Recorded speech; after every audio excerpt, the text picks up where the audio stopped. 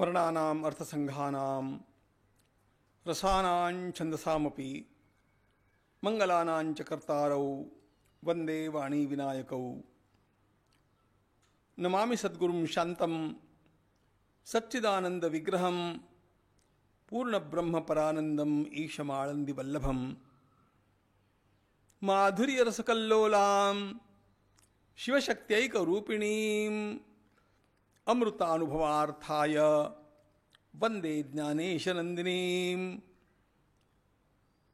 योगेन चित्तस्य पदेन वाचां मलं शरीरस्य च वैद्यकेन योपाकरोत्तम प्रवरं मुनीनां पतंजलिं प्राञ्जलिरानतोऽस्मि।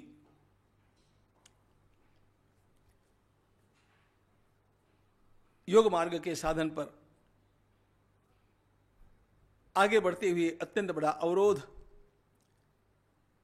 निर्माण करने वाले 5 प्रतिबंधों को हमने देखा, जिनको भगवान पतंजलि महाराज ने क्लेश नाम दिया है। अविद्या, अस्मिता, राग, द्वेष और अभिनिवेश, इस प्रकार के ये 5 क्लेश समाधि के मार्ग में अत्यंत बड़ी बाधाएं खड़ी करते हैं। इनके रहते हुए साधन में ठीक से आगे बढ़ना कठिन, तो समाधि की बात तो बहुत अगली बात है। इन क्लेशों का निराकरण होना चाहिए।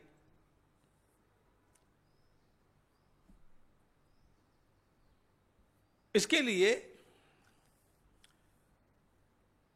आरंभ में एक बात बताई, वो बात है बिल्कुल पहला सूत्र साधन पाद का, तपस्वाध्याय ईश्वर प्रणिधानानि क्रियायोगः। साधक को, हर साधक को तप करना चाहिए, स्वाध्याय करना चाहिए और ईश्वर का प्रणिधान करना चाहिए। और उससे क्या होगा ये बताया, समाधि भावनार्थः क्लेश तनुकरणार्थश्च। तो ये जो 5 क्लेश बतलाए, 5 प्रतिबंध बतलाए, 5 बाधाएं बतलाई, उनके तनुकरण के लिए तप, स्वाध्याय और ईश्वर प्रणिधान अत्यंत उपयोगी होते हैं, वे करने चाहिए।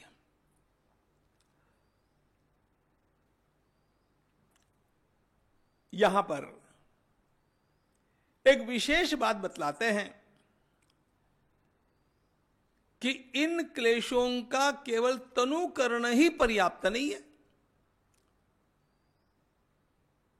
तनुकरण करने का अर्थ है इनको पतला करना, इनको ढीला करना, शिथिल करना।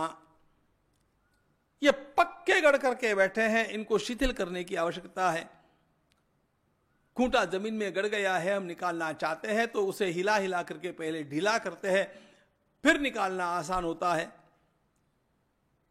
यह जो बात है उसे कहते हैं तनुकरण। हमारे भीतर का अविद्या, अस्मिता, राग, द्वेष और अभिनिवेश, जिनका परिचय हमने देखा लिया, उनको ढीला करने के काम में तो ये तप, स्वाध्याय और ईश्वर प्रणिधान कारगर है। उनके बल पर ही, उस साधन से ही वे ढीले होते हैं, उनका तनुकरण हो जाता है।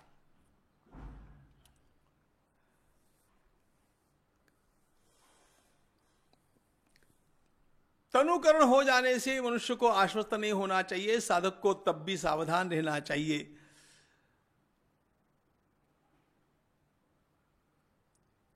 लगभग ऐसा लगता है कि अब मेरे भीतर ये दोष नहीं है, ये क्लेश नहीं है, फिर भी पता नहीं कहीं से किसी उद्दीपक के निमित्त से हमारे भीतर के वे सारे सांप बिच्छू जग जाते हैं। और वह जो दब गया था, तनु हो गया था, वो फिर उदार होकर के बाहर आ जाता है क्लेश।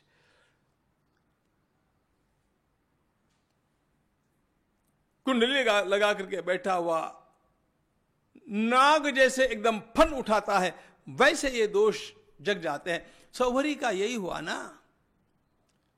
सौभरी सामान्य ऋषि नहीं थे, और कितने वर्षों तक कितना घोर तप करके कितनी सिद्धियां प्राप्त की। तो यह लगना स्वाभाविक है कि अब उनके भीतर कोई दोष बचा ही नहीं होगा। लेकिन इतने प्रभावी सौभरी भी जल में मछलियों की क्रीड़ा देख करके और विवाह करने के लिए लालायित हो गए।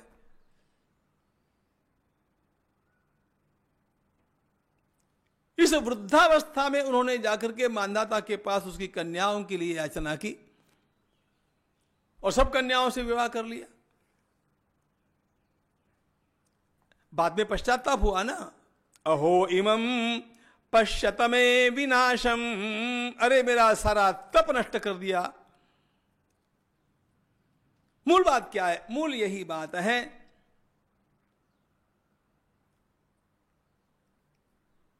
कि विकार पतला हो गया था, ढीला हो गया था, छिप गया था, दिखता नहीं था लेकिन अस्तित्व में था, और अवसर पाकर के उसने फन उठाया। इसलिए यहां पर कहते हैं कि अविद्या, अस्मिता, रागद्वेष और अभिनिवेश, इन पांचों क्लेशों को केवल पतला करना, शिथिल करना, जिसको पतंजलि की भाषा में कहते तनुकरण करना, इतना ही पर्याप्त नहीं है। आगे चल करके इनका नाश करना होता है।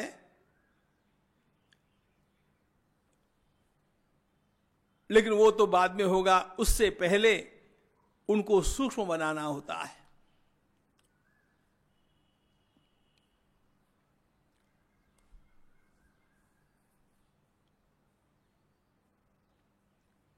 ये पहले तनु होंगे, फिर सूक्ष्म होंगे और फिर दग्ध होंगे, इनका नाश होगा। तो तप, स्वाध्याय और ईश्वर प्रणिधान, इनका उपयोग तनुकरण के लिए हुआ। अब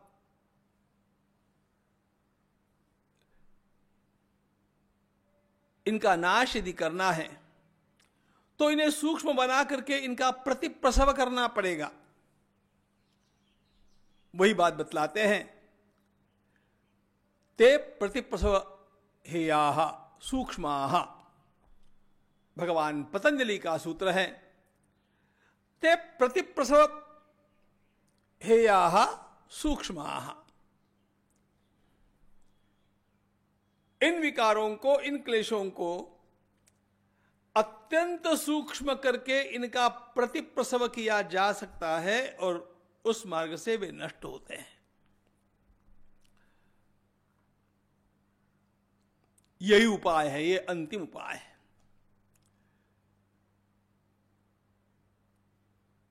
प्रतिप्रसव कहते हैं, प्रसव आप जानते हैं, निर्माण होना, और प्रतिप्रसव कहते हैं जिस क्रम से निर्माण हुए हैं उस क्रम से पीछे पीछे जाकर के लुप्त हो जाना। ते प्रतिप्रसव हेयाः सूक्ष्माः।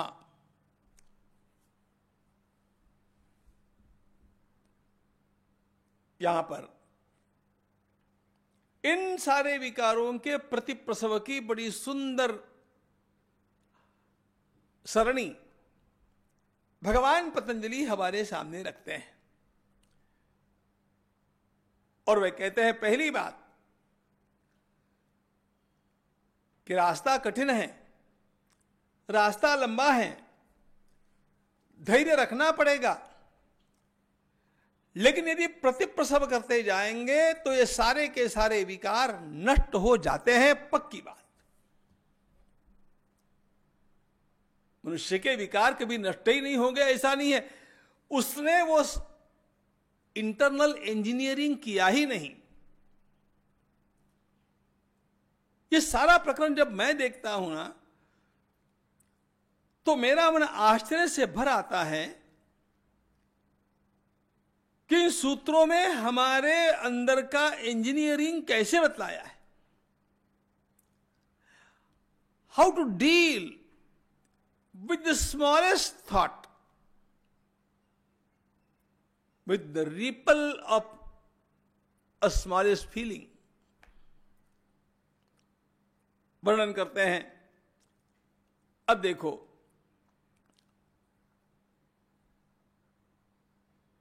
क्रम क्या था? अविद्या, अस्मिता, राग, द्वेष, अभिनिवेश, यह क्रम है।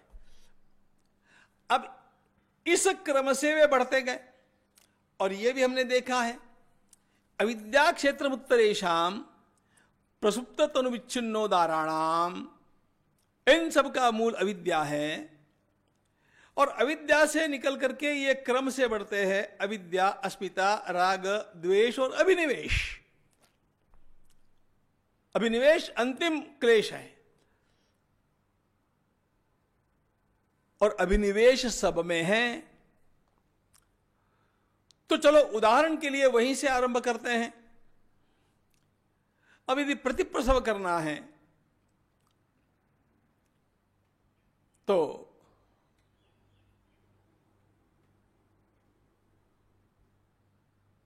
उल्टे क्रम से चलना होगा।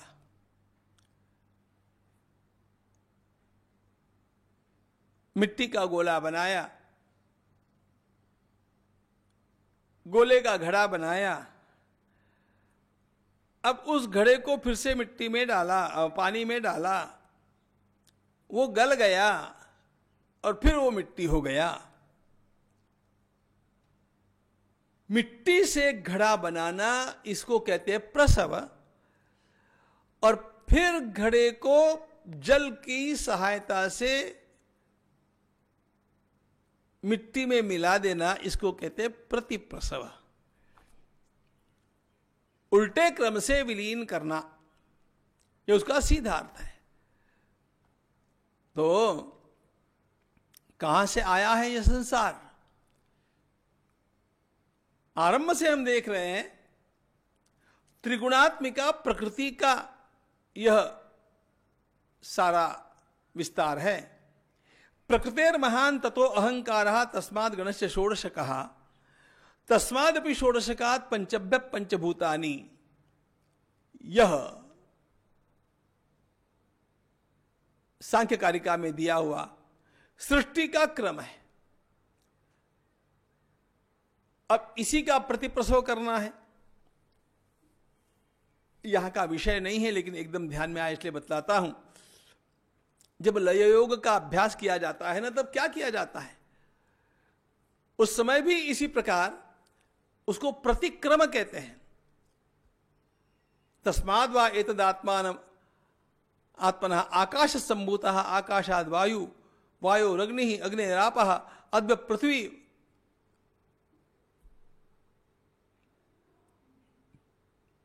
अब ये आत्म तत्व से लेकर के पृथ्वी पर्यंत कैसे कैसे निर्मित हुई, इसका वर्णन है। इसका जब प्रतिक्रम करेंगे तो पृथ्वी को जल में, जल को तेज में, तेज को वायु में, वायु को आकाश में, आकाश को आत्म तत्व में। यह हो गया प्रतिक्रम। जैसे वेदांत में प्रतिक्रम है, उसी प्रकार योग शास्त्र में प्रतिप्रसव है। तो हम देख रहे थे अविद्या, अस्मिता, राग, द्वेष और अभिनिवेश। अभिनिवेश कहते हैं मुझे जीना है, इस अत्यंत सुदृढ़ वृत्ति को। और यह ध्यानाभ्यास में एक बाधा है, यह क्लेश है, हम देख रहे थे। चलो, कार्य को कारण में लीन करना। निर्माण हुआ हुआ कार्य जब कारण में लीन होता है और वह फिर और भी अपने कारण में लीन होता जाता है, तो वस्तु संपूर्ण रूपांतरित हो जाती है। मैं जीना चाहता हूं, यह अभिनिवेश नाम का क्लेश। पांचवा, ये क्यों है, इसका कारण क्या है, हमारा शरीर से इतना लगाव क्यों है? इसका कारण है, हम कुछ करना चाहते हैं, हम कुछ पाना चाहते हैं, हम कुछ भोगना चाहते हैं, हम कुछ जानना चाहते हैं। और ये कुछ करने में, कुछ भोगने में, कुछ जानने में हमारा जो राग है, उस राग के कारण, उस आसक्ति के कारण यह शरीर ऐसे के ऐसे बना रहे, ऐसा लगता है, सबको लगता है। इसलिए भगवान पतंजलि कहते हैं कि जब प्रतिप्रसव करना होता है तो बहुत ज्यादा छेड़छाड़ आप उस अभिनिवेश के साथ करेंगे तो काम नहीं होगा। राग द्वेष के साथ छेड़छाड़ करो, राग द्वेष को उन्मूलित करो। जैसे जैसे हमारी इन पदार्थों से आसक्ति हटती जाएगी और ऐसा अंतःकरण में भाव निर्माण हो जाएगा जो बिना साधन के नहीं होगा। लेकिन यदि हो गया कि अब मुझे कुछ जानना नहीं है, मुझे कुछ पाना नहीं है, मुझे कुछ भोगना नहीं है, मुझे कुछ मिलाना नहीं है, शरीर की आसक्ति रहेगी नहीं। शरीर की आसक्ति का मूल कारण यह राग है, आसक्ति। अभिनिवेश का कारण राग है। क्रम को भूल मत जाना। अविद्या, अस्मिता, राग, द्वेष, अभिनिवेश, यह क्रम है। तो अभिनिवेश को दूर करने के लिए राग द्वेष को हटाना पड़ेगा। अच्छा, राग द्वेष क्यों है? राग द्वेष इसलिए है कि हम अपने को कुछ मानते हैं। अस्मिता, मैंने अपने स्वयं के लिए जो एक अहम की वृत्ति का पोषण करके रखा है। थोड़ा सा आज की साइकोलॉजी की भाषा में बोलूं तो हमने अपनी जो इमेज बना करके रखी है कि मैं ऐसा हूं, वैसा हूं, वैसा हूं, वैसा, ये जो अहम का पोषण हमने किया, इसके कारण रागद्वेष, और रागद्वेष के कारण अभिनिवेश। तो इस रागद्वेष को नष्ट करने के लिए इस अहम को नष्ट करना पड़ेगा। जब मैं शरीर हूं ही नहीं, यह बात ध्यान में आ जाएगी, तब इस देह से मुझे क्या प्राप्त करना है, क्या मुझे मिलाना है, क्या मुझे जानना है, क्या मुझे, अरे जाते समय मुझे क्या यहां से ले जाना है, ये सारी बातें मन में आकर के और हमारे भीतर का पहले अहम शिथिल होगा।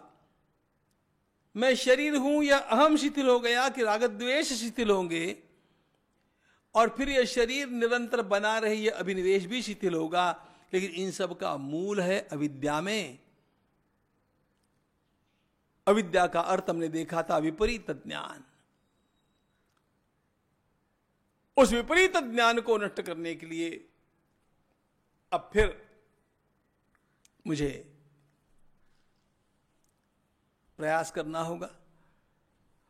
अब यहां पर जो प्रयास करना है वह निरंतर ध्यानाभ्यास, निरंतर परवैराग्य सहित, परवैराग्य इसमें अत्यंत बड़ा आलंबन है।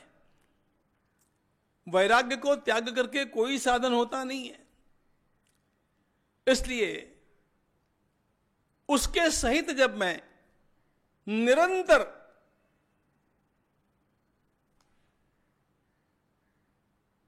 ध्यानाभ्यास में रहता हूं तो अपने आप यह चित्त की वृत्ति